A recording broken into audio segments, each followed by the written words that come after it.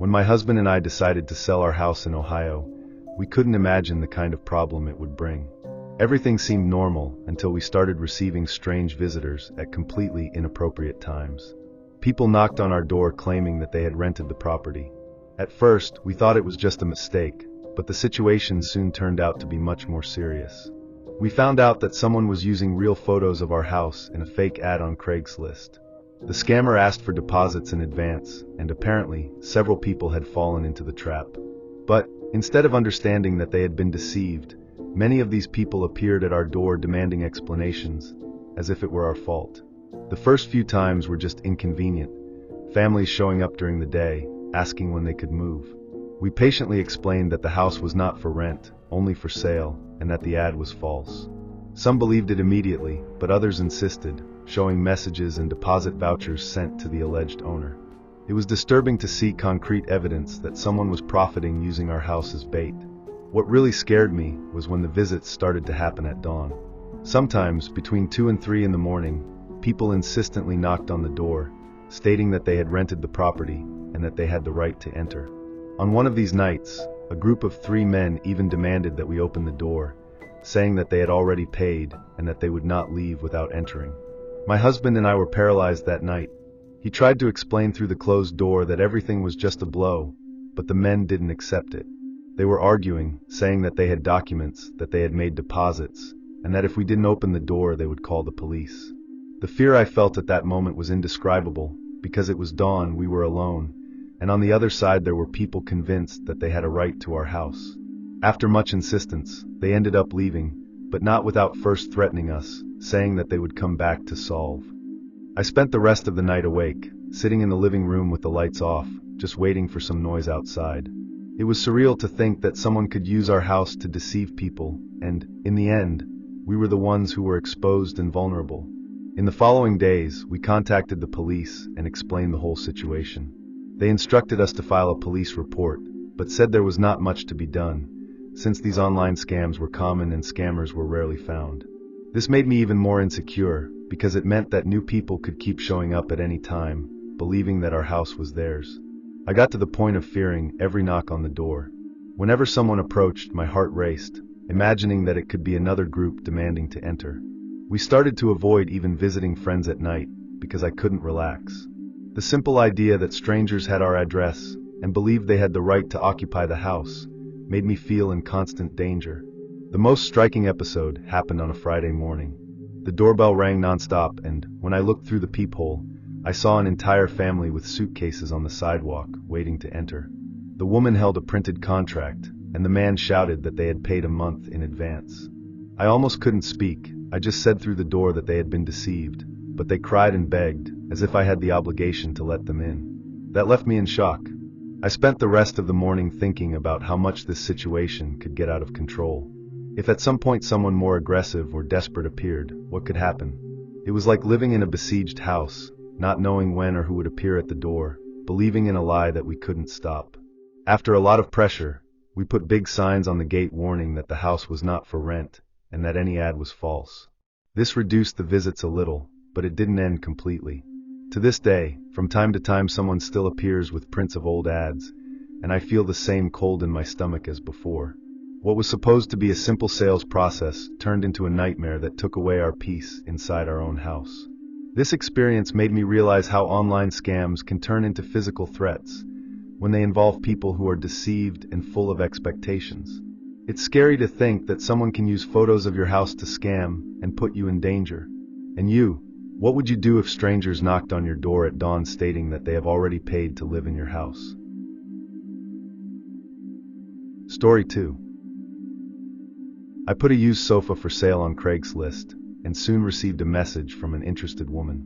We agreed for her to come by at 6 p.m. when I would be home. I waited, but she never showed up. I didn't find anything strange. After all, I was already used to people unchecking or simply disappearing without giving satisfaction. So I followed my night normally. Around 10 p.m., I received another message from her asking if she could still pick up the couch. I found the schedule completely out of the ordinary and decided not to answer. It was late. I had already made the agreed time clear, and I didn't want to open my house at night to a stranger. But about half an hour later, I heard strange noises at the garage door. I took my cell phone and went to the window of the living room that gave a view of the garage. That's when I saw a woman standing in the dark, alone, staring inward. She didn't try to speak, she didn't knock on the door, she just remained motionless, watching as if she expected me to open it there. The scene made me completely uncomfortable, because it didn't make sense for someone to show up like that after ignoring the agreed time. For a few seconds I stood still, trying to reason if I should say something or call the police. But her silence made everything worse. There was no car movement, no one accompanying, just that figure standing in front of my garage in the darkness. It was as if he was trying to force me to leave the house, but without saying a single word. I decided not to open the door and kept watching from afar. After a few minutes that seemed like an eternity, she began to walk slowly around the house, as if she was looking for another entrance. I could hear the footsteps in the gravel of the side yard, closer and closer to the windows. It was at that moment that the fear really took over, because it was clear that she was not there just on the couch. I picked up the phone and considered calling the police, but I hesitated for a few moments, trying to understand if I wasn't exaggerating. The problem is that the more time passed, the more it became evident that that situation was not normal. Instead of simply leaving, she seemed determined to stay there, hanging around in the dark, making me more and more nervous. After a few minutes of silence, I heard the metallic sound of the back door handle being tested. I ran to check and, through the crack of the curtain, I clearly saw the same woman standing there, with her hand on the latch, as if she was trying to open it. She didn't seem nervous or in a hurry. It was as if she had all the time in the world. That was enough for me to finally call the police. I quickly explained the situation and asked them to send a car. While I was waiting, I was hiding in the living room, trying not to make noise. You could still hear light footsteps outside, circling the house. The worst was the moment when I saw her shadow passing through the kitchen window, as if she were checking every corner, until she disappeared in the darkness of the backyard. The police arrived about 15 minutes later, but there was no more sign of her. They quickly searched the surroundings, but found nothing but footprints on the gravel near the garage and the back door. The agents told me that it was probably someone trying to apply a scam or even test empty houses, but I knew there was something else in that situation. The way she stood still looking inside didn't look like someone just behind a sofa. That night, I couldn't sleep. I was wondering what would have happened if I had opened the door when I heard the first noise. To this day, every time I receive messages at strange times and online ads, I remember this experience. It seems like a silly detail, but it marked me deeply. I never scheduled a delivery or home visit at night again, because I know that situation could have ended in a much worse way. In the following days, I deactivated the ad and was always on alert, watching if it would appear again. I never saw her again, but the feeling that someone could knock on my door at dawn with any excuse never disappeared. The simple fact of seeing that woman wandering around my house, trying doors in the dark, was enough to turn something banal into a difficult trauma to erase. To this day I wonder what she really wanted that night, because she didn't seem interested in the couch at any time. The scariest thing is to think that I could have opened the door believing that it would just be a late negotiation. And you, would you have the courage to attend someone who shows up at your house at dawn after an online ad? Story 3. When I rented that apartment in New Jersey on Craigslist, I thought I had made a good deal. It was small, but well located, and the price seemed fair. But in the first days I realized something that started to bother me. Every night, at nightfall, there was always the same man standing in the window of the neighboring building, looking directly at my room. He didn't do anything else, he just stood there motionless, staring. At first I tried to convince myself that it was just a coincidence. Maybe he was looking outside without realizing that I felt observed. But the repetition of the scene, night after night, left me disturbed. He never changed his position, never turned off the light, never looked away. After a whole week of this annoyance, I decided to close the curtains every night, just to try to recover a little privacy. For a while, I thought the problem was solved. I closed the curtains even before the sun set and avoided looking in the direction of the neighboring window. But in the early hours of a Thursday, I woke up with a strange noise in my room. It was as if something had dragged on the floor. When my eyes got used to the dim light, I realized that the window was ajar. I was absolutely sure that I had locked her up before going to sleep. The heart shot at the time. My mind went straight to that man stopped every night at the window of the neighboring building. Had he crossed here? Had anyone managed to get in? I was completely motionless, trying to hear any other sound inside the apartment. The silence that followed only made everything even more suffocating. I got up slowly and checked every corner of the room, praying that I wouldn't find anyone there. I opened the closet, looked under the bed, but there was nothing. Still, the open window was proof enough that something was not right. I locked it again, this time pushing a chair against the stop, trying to convince myself that maybe I had forgotten to lock it before. But deep down, I knew I didn't. The next morning, I left for work and, out of curiosity, looked at the neighboring building. There he was again, standing in the same position, looking directly at my room, as if nothing had happened. That made me sick. The idea that he could have crossed the street, entered the building and reached my window was so disturbing that I spent the rest of the day without being able to think of anything else. That night, I took extra precautions. I closed all the curtains, locked windows and doors twice, and still couldn't relax. Around 3 in the morning, I woke up again, not understanding the reason. The room was quiet, but I felt a current of cold air. When I got up to check, I realized that the window was once again ajar, even though the chair was still leaning against the stop. This time, panic took over me. I ran to the living room and turned on all the lights, trying to get rid of that horrible feeling that I wasn't alone. I spent the rest of the night sitting on the couch, staring at the bedroom door and waiting for something to happen. But nothing happened, just that suffocating silence that accompanied me since I moved there. The next day, I decided to talk to the building's syndic about what had been happening. He listened to me carefully, but said he couldn't do much about someone standing on the window of another building. About my room window, he suggested that maybe it was some defect in the lock. That answer didn't comfort me at all, because I knew it wasn't just a mechanical failure. The pattern was too clear to be a coincidence. So I bought an extra lock for the window and went to sleep with my cell phone in my hand, ready to call the police if something happened again. But the fear continued. Every time I passed by the living room and glanced at the neighboring building, the same figure was there, motionless, watching. It was like living with a constant shadow, reminding me all the time that I had no privacy, even inside my own house. After a few weeks, the man simply stopped appearing at the window. Part of me was relieved, but another part felt even more uncomfortable. It was as if he had changed his strategy, and the fact that I didn't know where he was or what he could be doing made me even more insecure. The sudden silence was as disturbing as the constant presence. To this day, I don't know if he was really inside my room, or if it was just someone taking advantage of the anonymity of the night to scare me. But the feeling of having my window open twice without explanation continues to haunt me. And you, could you sleep peacefully knowing that a neighbor spends the night standing at the window, watching your every move? Story 4. When I entered college, I started looking for temporary jobs to earn some extra money. It was not unusual at all to look at ads on Craigslist, since several colleagues also did the same. One day, I found an ad that offered a good amount for massage sessions in a city hotel. The description was vague, but the value seemed too high to ignore. I decided to risk it, even with that strange feeling that something was not right. I arrived at the hotel at the agreed time, trying to believe that it would be just a weird but legitimate service. When I knocked on the door, a man opened it and let me in. I soon realized that there was something wrong.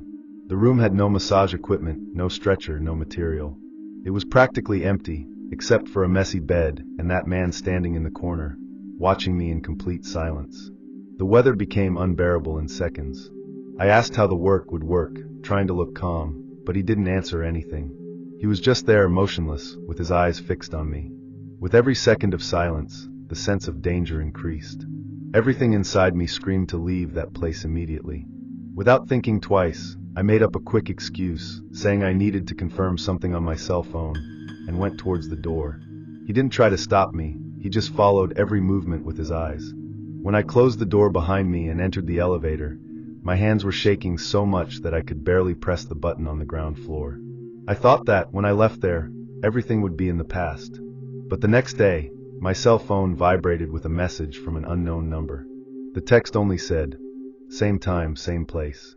I deleted without answering, but soon other messages began to arrive, always from different numbers, repeating the same sentence. It was as if someone was trying to pressure me to go back to that hotel. The scariest thing was that the messages didn't come at random times. They always arrived at night, exactly at the same time I had gone to the room. This made me think that, somehow, They were controlling or marking every detail. The repetition turned that of a strange situation into a clear persecution. I started to avoid going out alone at night, and even uninstalled the Craigslist app, for fear that they would continue tracking my accesses. Still, the insistent messages kept coming from different numbers, always with the same short sentence. It didn't matter if I blocked, new numbers appeared the next day. With each vibration of the cell phone, my stomach turned. One of the most tense nights was when the message arrived exactly when I was returning to the college dormitory. The text was identical, same time, same place. But this time, it seemed more personal, as if they knew where I was. I kept looking around, trying to find someone watching me, but I didn't see anything. Still, I couldn't relax. I decided to tell some close friends what was happening, and everyone insisted that I go to the police. I made the police report, but as expected, it didn't work. They said it was practically impossible to track messages sent from different numbers like this, probably from applications. Despite this, just registering I already felt a little safer, but the fear didn't go away. I started sleeping with my cell phone in airplane mode, just so I don't have to deal with new notifications during the night. But the anxiety continued. Whenever I thought of that hotel scene, the empty room and the man standing in the corner, I felt the same chill as before. It was as if, somehow, he was still watching me, waiting for me to give in and come back. Over time, the messages stopped, but the experience left me marked. To this day, whenever I see quick job ads on Craigslist, I remember the empty room and that motionless figure in the corner, watching me without saying a word. I never accepted anything that seemed too good to be true. I learned the worst way that these situations can hide something much more dangerous than a simple scam. I still wonder what the true intention of that ad would be, because it clearly had nothing to do with massage. And you, would you have the courage to enter an empty hotel room after responding to a vacant ad on the internet? Story 5. At the time I was desperate for a job. I had just left the last temporary vacancy and didn't know how I was going to pay the bills. That's when I found an ad on Craigslist that looked perfect. I work on a farm in the countryside of Pennsylvania, with a house, food, and a reasonable salary in exchange for simple services. I didn't think twice before accepting, because it seemed like the opportunity one needed. The trip there has already made me uncomfortable. The place was remote, surrounded by dirt roads and empty fields. When I finally arrived, I realized that something didn't hit. There was no cattle, no tractors, no farm equipment. All I saw was a huge and empty barn, with peeling paint and a heavy silence around. The owner appeared soon after and naturally said that he wanted to show me the accommodation inside the barn. At the time, something inside me crashed. The way he spoke was not friendly, it was too direct, as if he wasn't really trying to convince me, but just waiting for me to obey. I made up some excuse, saying that I wanted to get some things in the car first, and I walked away slowly. His gaze didn't leave me at any time, following every step until I reached the vehicle. I sat inside the car for a few minutes, trying to decide what to do. Part of me thought I was exaggerating, that maybe it was just a poorly cared for place. But the other party screamed that it didn't make any sense. If it was really a farm, where were the animals, the tools, or any sign of rural work? The absolute silence around only made everything more suspicious. I decided to wait inside the car until the man moved away, but he remained standing in front of the barn, watching, as if he was just waiting for me to change my mind. Time didn't seem to pass. When I finally got the courage to start the engine, I saw on the dirt road, about 50 meters away, another man stopped right in the middle of the road, blocking the exit. He didn't say anything, he just stood there, motionless, staring at me. At that moment, I realized that it had not been just naivety in accepting that ad. I had fallen into a trap. Despair took over, but I tried not to show it. I pretended to be looking for something inside the car, while thinking about how to get out of there. The first man was still in front of the barn, and the second on the road, as if they had already planned every detail of my arrival.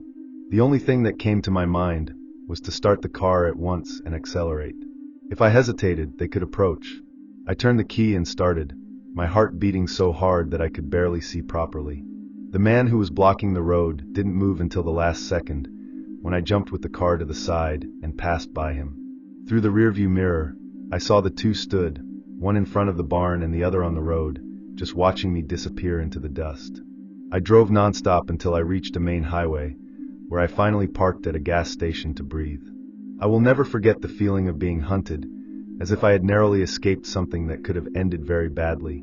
Later, when I looked again for the ad on Craigslist, it had already disappeared. No sign of who those men were or what really happened on that farm. I never again responded to ads that seemed too good to be true.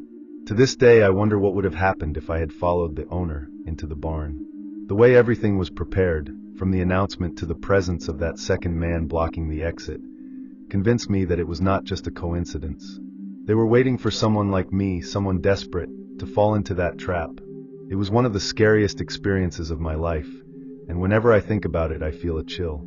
What did those men really want? And you, would you have the courage to enter an empty barn in the middle of nowhere, following a stranger you found in an online ad? Story 6. I bought a used table on Craigslist because I needed something cheap and fast for my dining room. The ad looked normal, simple photos and short description. The seller insisted that he would make the delivery in person, and since the price was really low, I ended up accepting.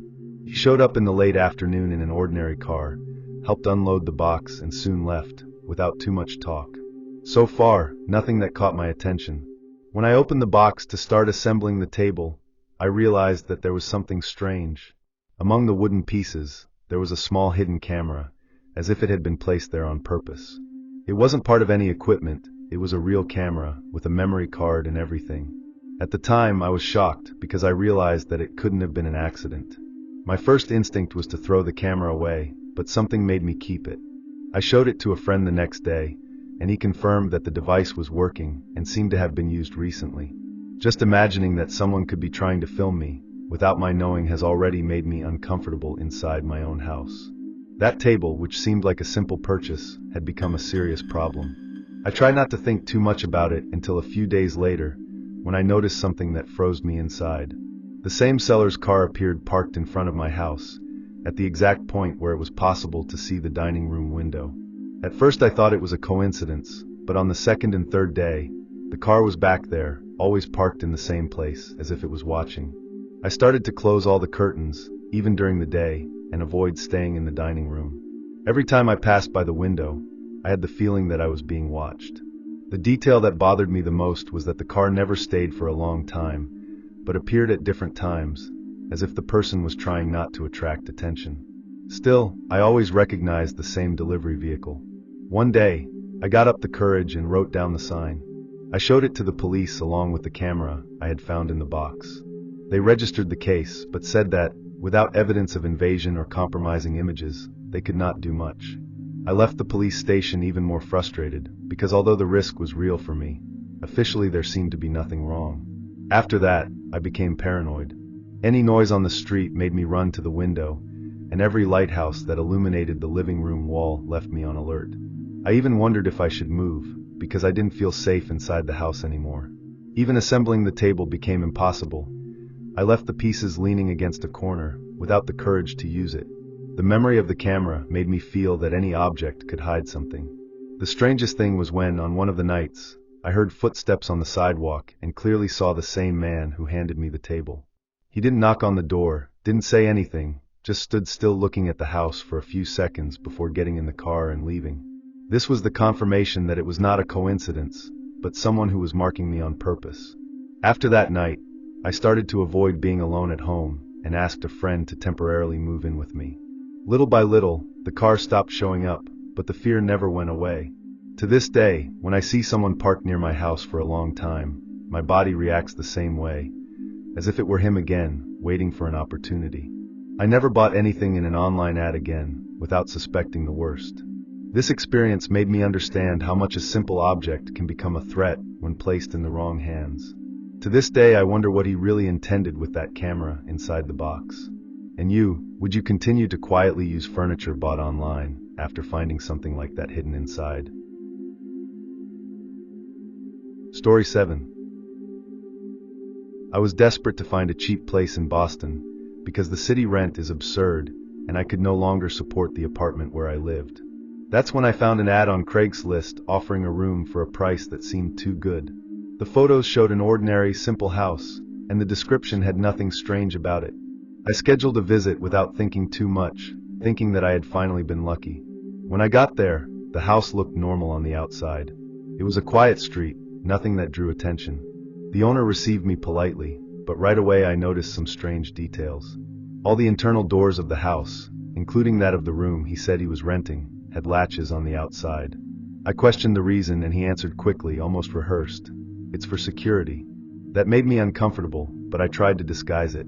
I entered the room that he said was available, and at first glance it seemed common: bed, table, closet.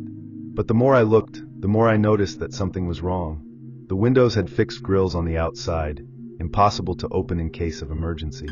The lock was simple on the inside, but robust on the outside, as if it had been planned to keep someone locked inside, and not to protect the space from invaders. I tried to stay calm and asked some details, such as the rent and house rules. He answered too fast, as if he didn't really care about my questions. What made me more uneasy was the way he insisted on looking at me in silence between one answer and another. It was a fixed, evaluator look that made me feel like I was being tested. When I mentioned that I needed to think a little before making the decision, he seemed to change his tone. He forced a strange smile and said that I could stay that night, without commitment. That sounded more like an order than an offer. His insistence increased my feeling that there was something very wrong there. The environment, which was already making me uncomfortable, suddenly seemed oppressive, as if I was cornered. I replied that I didn't have my things with me, and that I needed to go back the next day, but he shook his head and repeated that it would be better if I already stayed.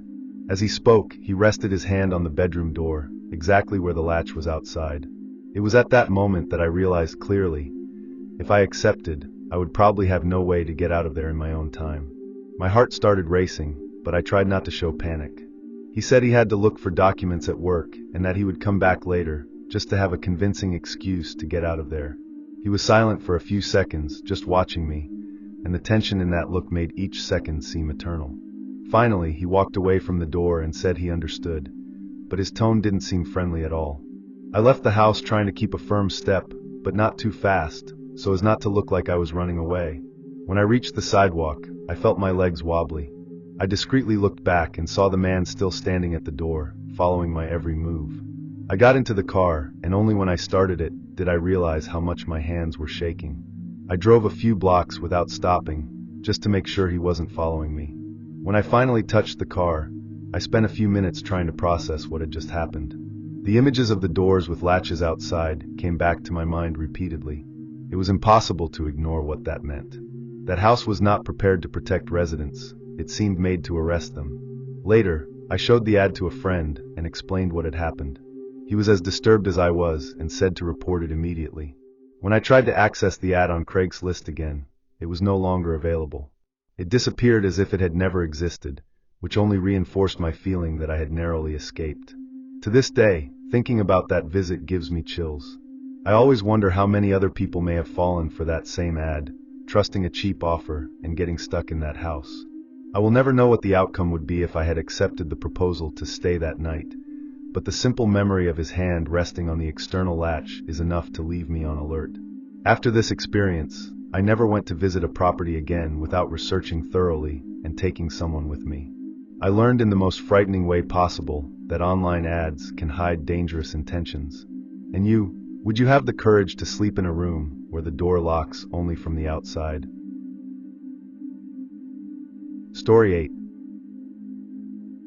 I put my bike up for sale on Craigslist because I needed to save money quickly for some expenses. It didn't take long for an interested party to appear. He seemed in a hurry. He said he would make the digital transfer on the spot and that he just needed to take the bike. I confess that I hesitated, but I ended up believing when he said he would show the voucher next. The problem is that he left with the bike without ever showing me anything. I was uncomfortable, but I still waited a few hours, thinking that maybe the transfer would take a long time to fall. But nothing appeared in my account. That's when I realized I had been deceived.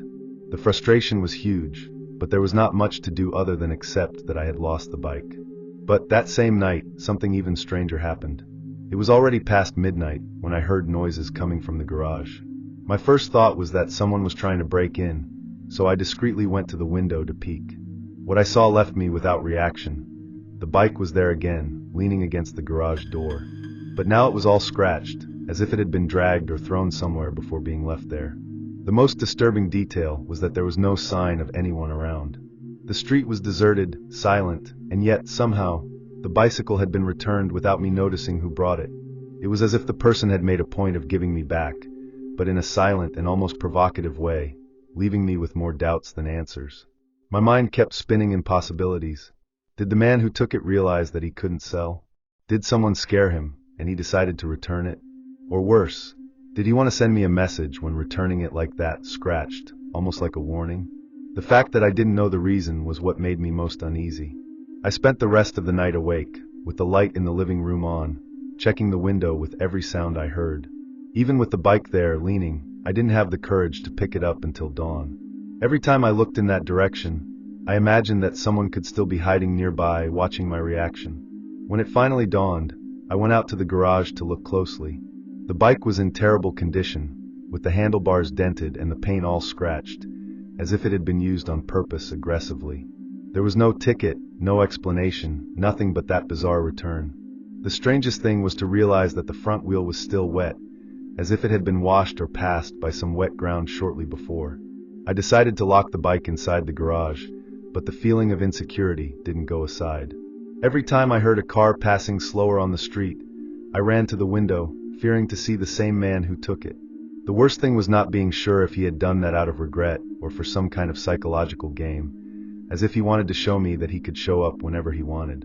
The following days, I was on full alert. Every noise coming from the garage made me jump out of bed, thinking he could have come back. The bicycle was still inside, destroyed, as a constant reminder that someone had entered my life in a disturbing way. I never heard of that buyer again, but the way he returned what he had taken left me with the feeling that it had been observed all the time. To this day, I don't know if that was just a bad blow, or if there was something darker behind it. The only certainty I have is that I will never do business with strangers again without guaranteeing security.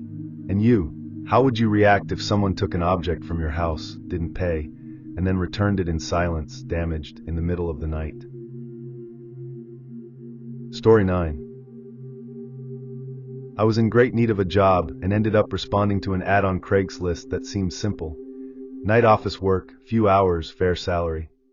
The address indicated was a remote shed, and although I found it strange, I tried not to think too much about it. I told myself that maybe it was just a small company, without headquarters in a commercial building. When I arrived, 2 men greeted me at the door. None of them wore a badge, uniform, or anything that indicated a real company. The shed was almost empty, with some old tables scattered in dim lighting. They asked me to sit down and started the interview. But the questions immediately made me suspicious. Instead of talking about skills or work experiences, they began to ask me strange things. What were my routine schedules, what time I usually got home, if I lived alone or with someone. I tried to answer vaguely, but each question seemed more personal than the previous one. There was nothing related to office functions, spreadsheets, or responsibilities, just curiosity about my life outside of there. With each answer, they looked at each other in a way that made me even more uncomfortable. It was as if they were trying to confirm some information to each other. The silence in the shed only increased the feeling of danger. At that moment, I realized that it wasn't a real job interview. It was something else, and I didn't want to stay there to find out what. I got up saying I had another appointment and needed to leave, but one of them tried to convince me to stay, saying that I had the right profile for the job. The tone of voice didn't sound like a compliment, it almost sounded like a veiled threat. I forced a smile, thanked him quickly, and went towards the door. Fortunately, they didn't try to stop me, they just watched me with neutral expressions while I left the shed. As soon as I got to the car, my hands were shaking so much that I could barely put the key in the ignition. Only when I left that dirt road and returned to the highway was I able to breathe again. The feeling was that I had escaped from something very wrong. It didn't look like a professional meeting, it looked like a trap. I thought that, after leaving there, everything would be over. But a few hours later, my cell phone vibrated with a message from the same number as the ad. The text said, "You really have the right profile, don't miss this opportunity." I ignored it, but the messages kept coming in the following days, always insisting that I return to the same place at the same time. It was as if they didn't accept the fact that I refused. The most disturbing thing is that some messages seemed too personal, as if they knew more about me than they should. In one of them, they asked if I still did my commutes at night and mentioned the street where I lived. That's when I realized that they had not only deceived me with the ad, but they could also be watching me in some way. I showed the messages to a friend, who convinced me to go to the police. I made the police report, But, as always, they said it would be difficult to track messages from different numbers. Still, I kept all the evidence and blocked each new number that appeared. The problem is that, even blocking, I had the constant feeling that I was being followed. In the following days, I began to notice strange cars stopped near my building. They never stayed for a long time, but they always showed up at the same time I arrived from college. It may even have been paranoia, but after that interview, any coincidence seemed suspicious.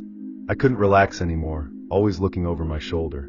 Over time, the messages stopped, but the experience never left my head. To this day, I think about what could have happened if I had stayed longer in that shed, or worse, if I had agreed to come back. The way they asked about my routine, about me living alone, was too clear. It had nothing to do with work. It was as if they were studying me. Since then, I have never responded to job ads without checking the company and location first. I learned that, no matter how desperate we are, falling into something like this can cost much more than money. And you, would you have the courage to go to an isolated shed for a job interview scheduled by the internet? Story 10. But don't leave yet, because something unexpected comes after this one. I bought a used cell phone through Craigslist because the price was very good and I needed a new device. The seller agreed to deliver in a parking lot, which already seemed strange to me, but as I was in a hurry and didn't want to spend too much, I accepted. He arrived, showed me the cell phone working, and I paid in cash. Everything seemed normal at that time. On the first night, I used the cell phone without any problem. But, around 2 in the morning, he began to insistently play numbers that I didn't recognize. I answered one of the calls and only heard a heavy breath on the other side, as if someone was waiting for my reaction. I thought it was some prank, but the calls continued over and over again.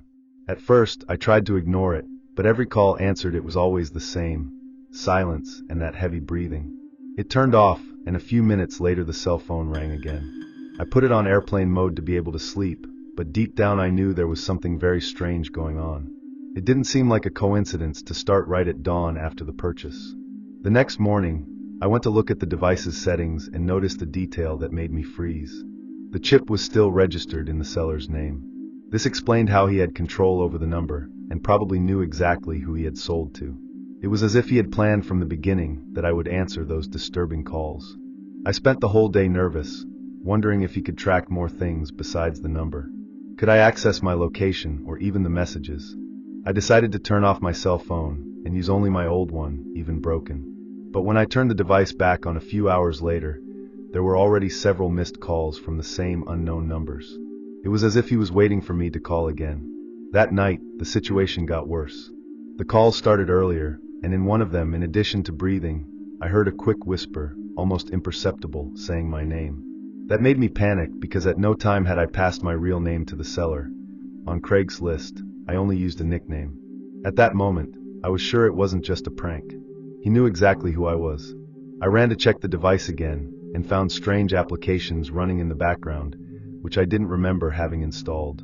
That made me think that maybe the cell phone had some kind of spy program. I threw the phone inside a drawer and kept looking at it as if it were a bomb about to explode. The next day, I took the device to an electronics store to check. The technician told me that the cell phone had, yes, hidden applications and that they could be used to track activities and even location. He suggested that I not use it anymore and formatted the system completely. Even so, the idea that that man had already heard my voice and knew my name continued to torment me. After formatting the cell phone, I thought everything was over, but the next morning the device rang again. This time I didn't answer. The most disturbing thing was realizing that the calls always came at the same time, as if they were scheduled. I hung up the phone, but when I turned it back on the next day, there was always the same pattern of missed calls. It was as if he still had some kind of access, despite the formatting. That's when I realized that it was no use insisting on using that cell phone. I turned it off for good, removed the chip, and threw it in the trash. I kept the device in a box at the bottom of the closet, but just thinking about it gave me a horrible feeling. The idea that someone could be tracking me or listening to everything I did left me on alert for weeks. Over time, the calls stopped, but to this day I can't look at that cell phone without feeling a chill. I never used it again, but I also didn't have the courage to completely get rid of it. It is kept as a dark reminder of what can happen when you trust too much in a good offer online. I don't know if that man still observes me in any way, but just thinking about it, I already lose sleep. I learned in the most frightening way that technology can also be used as a weapon against us. And you, would you quietly answer calls on a cell phone bought online if, on the other side, there was only silence and a heavy breath calling your name? You've made it to the end. Thank you for listening until now. But before we close, I have one last story for you. I was looking for cheap furniture because I had just moved and needed to save money. That's when I saw an ad on Craigslist of a large closet for an almost ridiculous price.